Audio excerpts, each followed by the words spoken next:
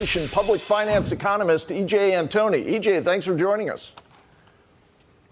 Okay, James, thank you for having me. You've pointed out here this issue of so much of the hiring lately is foreign-born workers. This kind of makes sense given the immigration surge since 2021. Census Bureau says 84% of population growth over the last year is due to immigration. But on the other hand, isn't this kind of a positive thing, that it means most people are coming to this country and getting jobs as opposed to signing on with Tren de Aragua or... No, it's not a positive thing, because when those people come here and they're getting the jobs, obviously it's taking away money from the American people, which is the whole goal of having a marketplace in the first place, right? Some other enterprise. Well, it depends, right? There's a lot of different moving parts going on here. There's a lot of factors to consider in the labor market. But we should remember first and foremost that it is just that, a market. It's right there in the name. And when you bring in this massive amount of unskilled or at least low-skill labor, they are going to compete with that same cohort here in the United States. In other words, they're going to compete with Americans that don't have a lot of skills, which is frankly all of us when we're initially starting out our careers. We all start out as low skill. Wait a minute. I'm gonna let you rock out. I'm gonna let you rock out for a second, EJ, but let me touch on what you just said. Okay. So what I hear is, are we scared of competition? Are we afraid to compete? Are we? Because from my understanding, life is a competition. You hear these people and they say, well, I'm not competing with anyone else. I'm focused on me and stuff and all that. Yes, but the undertone underneath, America is a competition, right? We're competing for some of the same job opportunities. We're competing to get in some of the same schools, get in the same programs. We're competing even when we're offering for mortgages, trying to get a mortgage to buy a home, or if we want to take a certain vacation or buy a timeshare or whatever it is, right? Life is bred on competition. The foundation of America is competition. Now, obviously, shout out to EJ. EJ is an economist. And one thing I know about an economist is they have a lot of theory, a whole lot of theory. And most of them, not all, but most of them don't have a lot of application. Meaning they have the book knowledge. They may have wrote the thesis. They may have got the doctorate degrees or the advanced degrees, the masters and stuff like that. But a lot of them are lifetime either employed by financial institutions. Maybe they're like an analyst or something like that. But more than not, they work for a education institution, right? They work, maybe it's a college or some type of form like that. But if you strip it back, not a lot of economists work for private sector. That's what it is. And in the private sector, we understand, maybe you work for a public traded company, but it operates as like a private company, to where competition is amongst us at all times. So what I hear within the first minute is that people don't want to compete. And they complaining about the migrants because they're coming over here taking all of the jobs that apparently the EJ that most Americans don't want anyway. Let's go back a little bit. Or at least low-skill labor, they are going to compete with that same cohort here in the United States. In other words, they're going to compete with Americans that don't have a lot of skills, which is frankly all of us when we're initially starting out our careers. We all... Bingo. Bingo. Bingo. You hit it on the head, EJ. If migrants are coming over and taking I like what he said, like the low-skill jobs. This can be labor type jobs, maybe warehouse, landscaping. You're not gonna name a few, but you know what I mean, like along those lines, right? These are supposed to be starter jobs. You was never meant to still be working in the Amazon warehouse in your 30s. Obviously, no offense, I've been there, okay? Before you say anything, I've been a welder. I've been a janitor.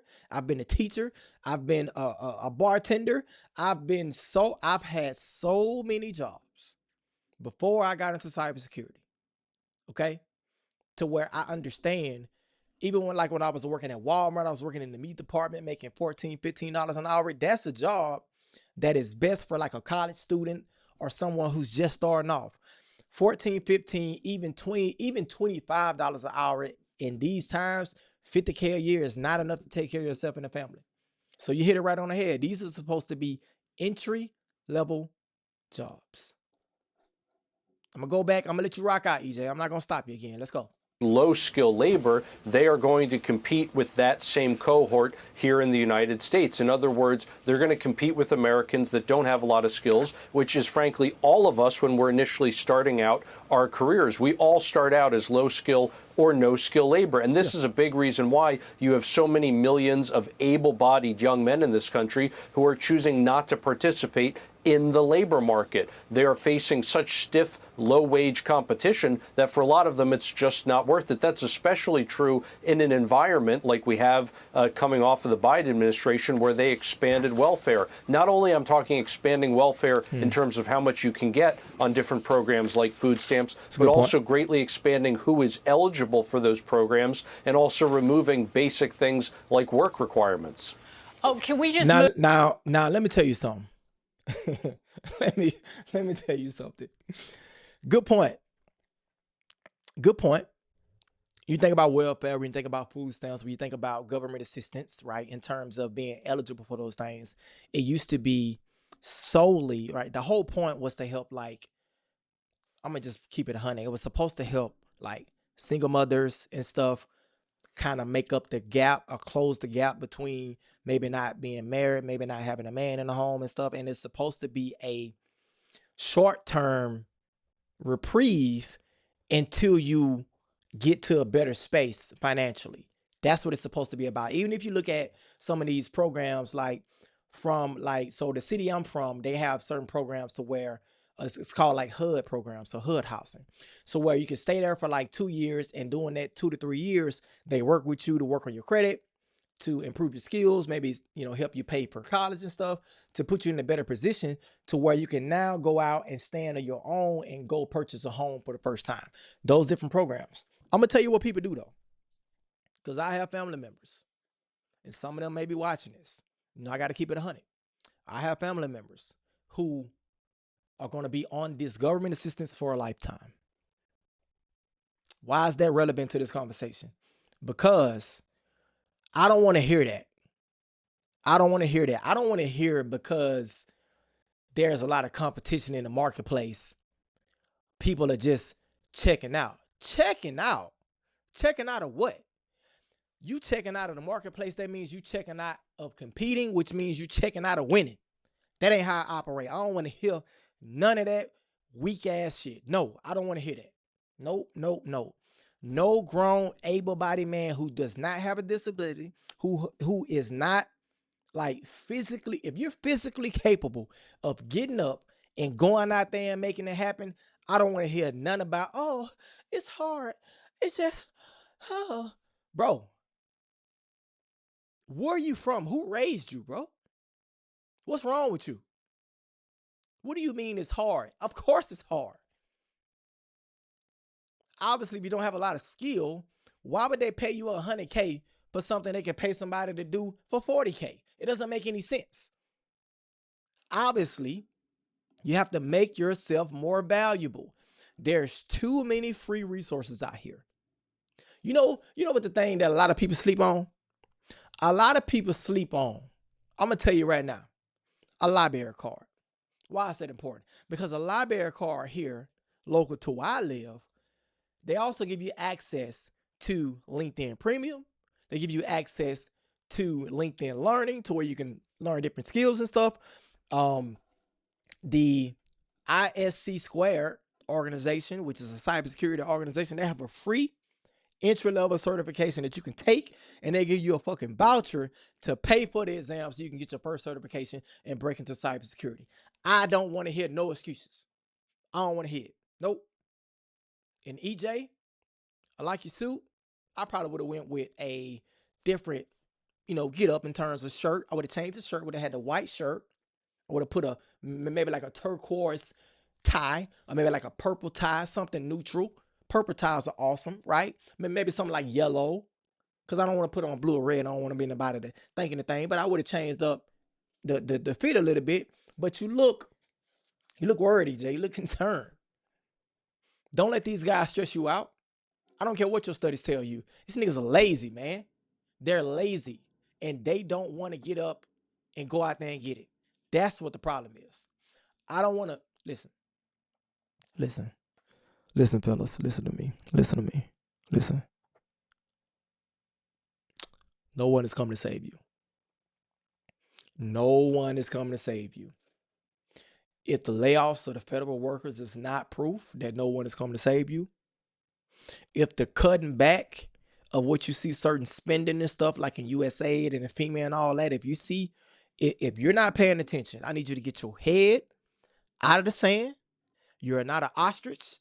Okay, you don't run and just go put your head in a hole thinking you're going to be hiding from the predator because you can't see him. Predator still see you. No. Get up and make it happen. If you do not know how, that's one thing. If you need guidance, cool. But there's too much information. How the hell? I see people talking about the new world of Zelda gaming. What's going on in the All-Star? I don't know. All-Star game going on right now. I'm not watching it. No, I'm not saying I might see a highlight or something, but I'm not spending my time watching that. I'm getting rich, and I'm gonna tell you why I'm gonna be a multimillionaire. Why? This is why. Because this is why. I think 95% to 98% of people are weak. That's the truth. They're lazy. They don't want to work. You're always trying to find excuses as to why you're not getting ahead in life. You're blaming other people. You're not being resourceful. You're not using the resources around you. You're not feeding yourself positive information. You're not trying to get in rooms to where maybe you not think you're ready to be in, to where somebody can give you some game so you can level up. And that's why people like me are going to rise up the ranks fast. That's why. Because you're not willing to put the work in. And you sit around here and listen to people who most of them never been in the field like that. Because I'm going to tell you something. I was going to study economics in school. Let me get a little personal for a second. I was going to study economics in school. And the reason why I didn't pick economics and I picked computer science was because when I did my research and I looked at, okay, what opportunities are going to be available to me at the finale of this, once I graduate, once I get this degree, what's going to be available to me? I could have went down the law path.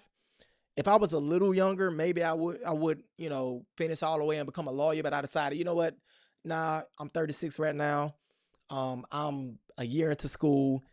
Let's not go that route. Let's get something. Now, I still may get my master's. In computer science. But when I seen the opportunities that was at the end of that path, I said, oh, no. College ain't no scam for me. I'm not picking no BS degree. I'm not doing African American studies. I'm not doing communication. I'm not doing business administration. I'm not doing none of that. I made a decision. I said, you know what? I'm going to get a STEM degree. Because if I'm not in medicine or law, I'm going into STEMs. Those are the only three industries or pathways that I would consider. Now, within that, there are so many different ways you can go. Because even in law, I was going to be like a transcriber and stuff. But nevertheless, I'm not picking nothing to where I have to go work at a college or something to have a career. Nah, nope, not going for it. Not doing it. So let's do something. I want to see what the sentiment of the people is. Let's look in the comment section. Let me see what people are talking about. Let's check it out. Mark McCullough. When a man realizes he will never own his own home or have his own family, he will refuse to break his back so that others can have what he can't. And he got 600 likes on this bullshit. What are you talking about? What do you mean? See, Mark McCullum.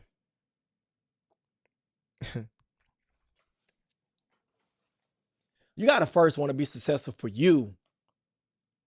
Just because you don't have a family, you don't want to be the best version of yourself.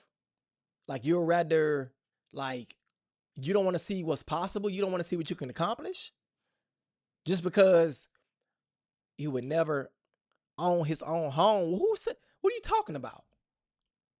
I got a video on the channel that's coming out that tell you about the difference between a 15-year and a 30-year mortgage. What do you mean you never own your own home? 15 years of hard work, savings, investment, fleeced to an ex-wife in a 3-year marriage by the stroke of a family judge pen. 15 years of single man sacrifices to live a better quality of life gone.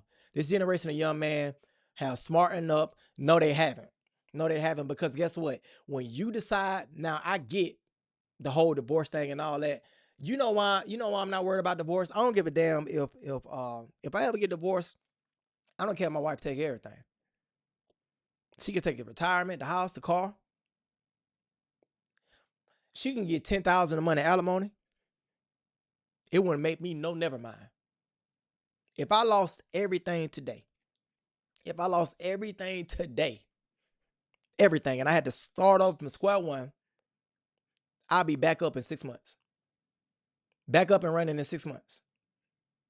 So you can mix me with the worst case scenario. I don't want to hear none of that. True. I remember a simple enough job was enough to get you a car, a humble place, and a vacation. See, the days of you working 140-hour job are over, guys. That's the truth. If you look at inflation, like, and look at this. Egg prices right here. Restaurant owners, a little blah, blah, blah. I'm gonna put that over here. I may react to that too. I get it. But when I hear people say wages haven't really changed, the prices are going up, but the pay is not going up, I know that person is no longer growing in their life anymore. I know it. Because if you look at, you know what? I'm gonna do something I never did before. Let me show you something. Let me show you something, man. Let me show you something.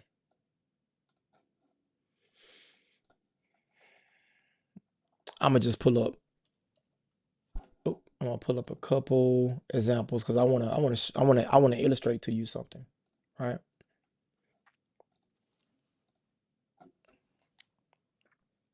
You see this?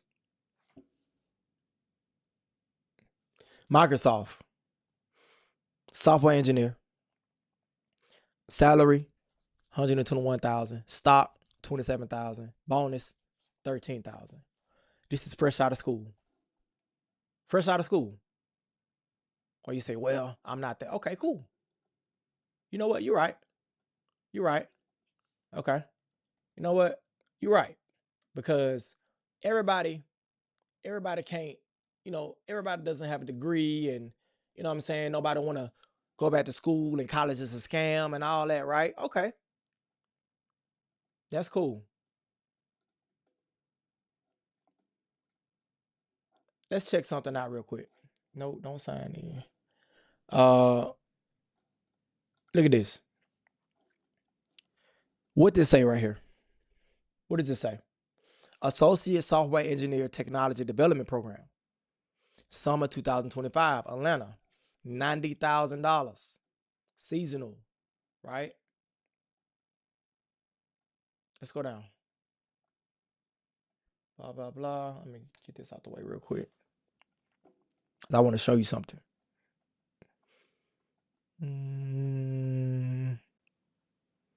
Blah, blah, blah, blah. Let me zoom out just a little bit.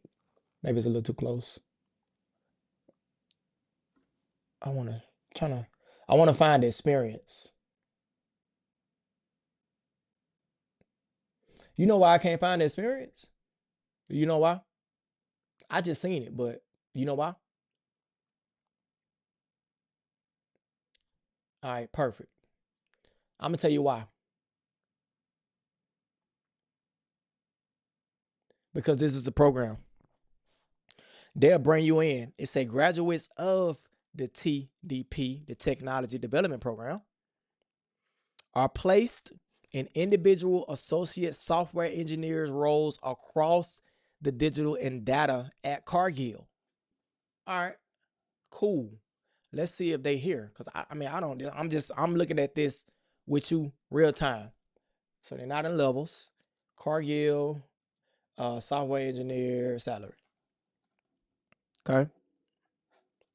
All right, cool. So between 88,000 to 154,000. So 80, it looks like 80 is like base pay. Excuse me, see what the breakdown is. So it averages out to $34 an hour. All right, perfect. So it average, no, that's senior. I don't want to look at senior. Oh, here they go. It is there. FYI. All right, perfect. So $96,000. Years at company 2 to 4. And they just said this program right here is across 2 years, right? 3 experiences over the course of 2 years, right? Rotating every 8 months. So look at this. Right now, this is a software engineer position that'll teach you how to be a software engineer. They'll pay you while you're learning. And guess what? The perfect thing about this is I look at opportunities like this because not only will you learn the skill, that's the skill that you now become more valuable in the marketplace. And then you can go to places like Adobe where they paying you 129 base pay, 23,000 in stocks, 12,000 in bonuses and stuff like that, right? That's just entry level. But now you got 2 years. Okay, boom. Now look at what we're talking about. Total compensation 196K. 149 salary, 36 stocks per year, $10,000 bonus per year, which is a little bit less than, look like it's about 8% of your salary or something like that. But that's not including the sign-on bonus. That's not including you negotiating and stuff like that. Guys, the point that I'm making is we got to get out of this mindset and thinking about like, and I've been there. You got to get out of the mindset of doom and gloom. Woe is me. I don't have opportunities. Well, things are hard, so I might as well not even try, man. What are you talking about? No, no, no. Or continue doing what you're doing. That's cool. That's cool. And somebody like me will come get 3 of these positions. That's fine. Fine by me. No problem. But then you're gonna be the same people that's in the comment section complaining about how things are not working out for you. Make a decision, man. Make a decision or not. It's up to you.